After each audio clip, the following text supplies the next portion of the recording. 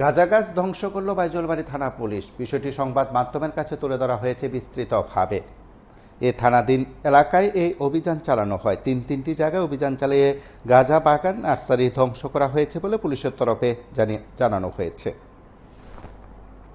আজকে সকালবেলা অনুমান 6টার সময় আমি এবং আমার অফিসাররা, বাইজলবাড়ির বিএসএর অফিসাররা এবং স্টাফ আর টিএসআর বাহিনী লইয়া আমরা আমাদের কাছে খবর আসিলাম।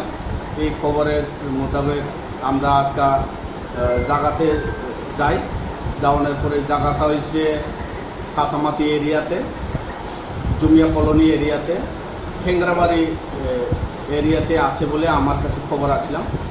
তো এটা খবরের মোতাবেক আমরা গিয়ে দেখলাম প্রচুর গাঁজা চারা এবং টেন্ডার যেটা গ্রোথ হইতেছে এই সবগুলা আইডেন্টিফাই করে টোটাল 6টা প্লটে কাটে।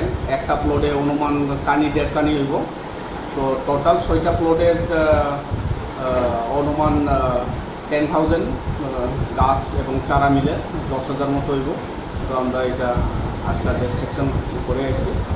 তো আমাদের মিশন আছে আমার বাইজলবাড়ি থানার আন্ডারে যারা ইলিগাল গাঁজা কাল্টিভেশন করে তাদেরকে আমরা পুরা ক্লিয়ার করে দেওয়ানের।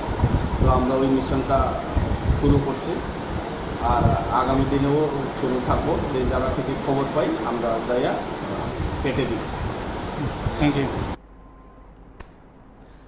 আপনারা শুনলেন পুলিশের তরফে বক্তব্য। সেদিক থেকে বাইজলবাড়ি থানা পুলিশ এমনিতেই নেশাবিরোধী অভিযান জারি রেখেছে। গাঁজা বাগান ধ্বংস সহ নার্সারি ধ্বংস সহ অন্যান্য কাজ তাদের জারি আছে বলে জানানো হয়। আগামী দিনে অভিযান অব্যাহত থাকবে বলে পুলিশের দাবি।